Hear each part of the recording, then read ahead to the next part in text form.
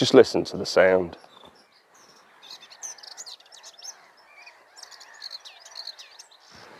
What a beautiful morning to be alive. Hello everyone, welcome back to the channel. So we're back at RSPB Snettisham this morning. I've literally just been having a slow walk from the car through all this scrub, just listening to the birds and stuff. What a wonderful thing. Now, we're going to make our way to the beach in one moment. And the one thing I want to talk about today is why it is really, really important to know your camera inside out. Let's head down to the beach now, see what birds we've got that are coming in on the water.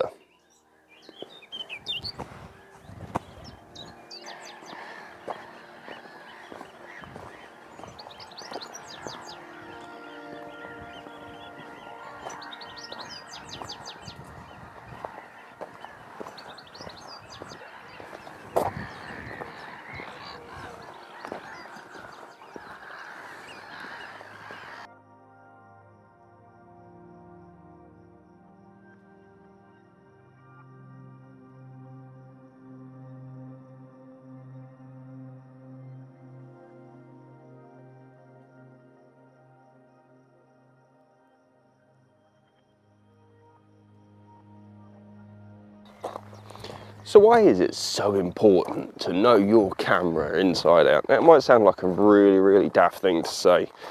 I'm sure you know how to adjust the shutter speed, how to change your aperture and your ISO, but one of the key things that with wildlife photography is knowing how to change these things on the fly without even taking your eye away from the viewfinder. Now, the reason this is so key with wildlife photography is because it can be a very reactionary style of photography. It's not just a case of knowing how to quickly increase your shutter speed or lower your aperture, or widen your aperture I should say, so that you can let more light in because some clouds have come over. What about if you want to adjust from single point shot to wide because some birds have just taken off from the water? How quickly do you think you can change that setting? Now, don't get me wrong, it's easy to have to fumble. We all do it. I do it, the pros do it. You know, it's one of those things that sometimes, you know, the whole you're all fingers and thumbs quote, because you just kind of fumble and stumble around. But to be able to react to a changing environment quickly and rapidly is something that you need to practice.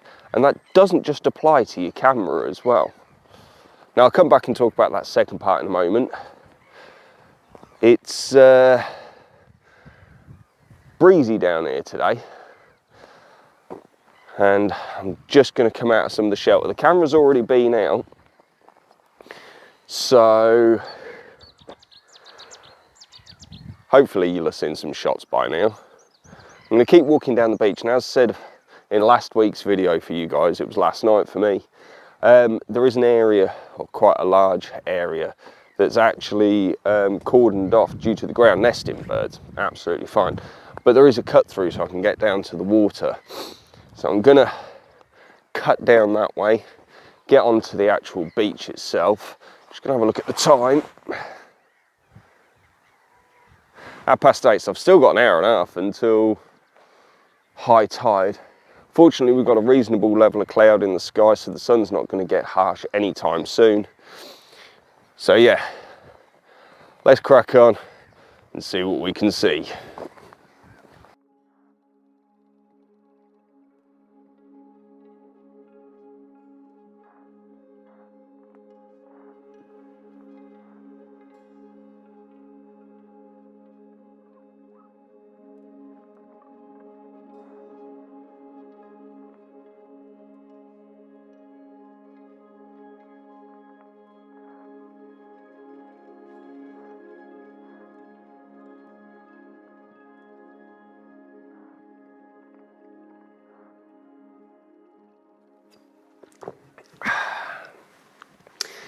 Okay, so I've come into the rotary hide for a bit now.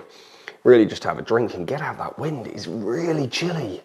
So I apologise if there's a bit of an echo, obviously, from being inside the hide. Now, coming back to talk about the camera and why it's so key to know how to change your settings. But before we touch on the camera again, I want to also bring to people's attention knowing how to quickly change any settings you have on your lens. So I use this one as an example, 150 to 600. It has two different options for the optical stabilization that's within the lens. Now, option one gives you the ability to use the optical stabilization for static subjects. Option two gives you the ability to use the optical stabilization for moving subjects, for panning. So, it's also really key to know how to change that rapidly if you're going to potentially be going from a static bird or static wildlife to a bird in flight or moving wildlife. Can you do that without even taking your eye off the viewfinder? It's a very good skill to learn. Now, as I say, it is vitally important to know how to change your settings in an instant, on the fly, basically without taking your eye off the viewfinder due to the changing conditions with what you're photographing. We'll come back and talk about how, or a good tip that I can give you to enable you to do that shortly. I'm going to pull a snack out of my bag and have something to eat, and we'll come back with that tip in one moment.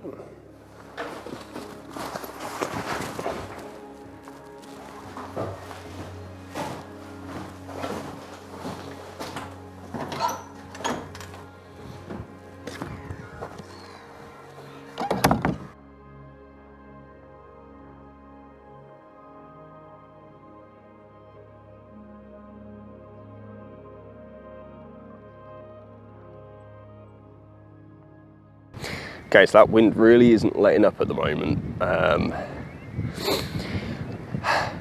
sun's come out now, which will help warm up the world, but yeah, camera's dancing all over the place, and I'm actually struggling to get any decent pictures of the birds because the wind's just whipping in and it's blowing the camera and lens all over the place. It's difficult to get any form of stability. I am just watching a couple of oyster catchers at the moment on the edge of the water. So the tide's come right in. I'd say it's supposed to be a high-ish high tide. Got about another half an hour until it's actually high tide. But yeah, I'm going to sign out now. Now, my little tip then for helping you with your ability to change your settings quickly is if your camera is capable of setting custom buttons, such as with the Sonys, I would highly recommend it so that you have everything that is just the touch of a button away. I have my camera fully set up so that I can change my settings instantly. Everything that I need is within a short reach of a finger. Once I got the camera set up like that, I made sure that I knew and that I could do it. Practice just by moving your hand, moving your finger. You can do this sat in your lounge, to be honest with you. You don't have to be out on location to do this. So yeah, it's a great tip to get your camera set up. So yeah, do it. I can highly recommend it. So anyway, I'm going to sign out for this video because I'm going to head on to another location shortly once we reach high tide here. So obviously, if you've liked the video, give us the old thumbs up, drop some likes and subscribe from down the bottom. And this is Mike out. Take care. Be safe, everyone. Peace.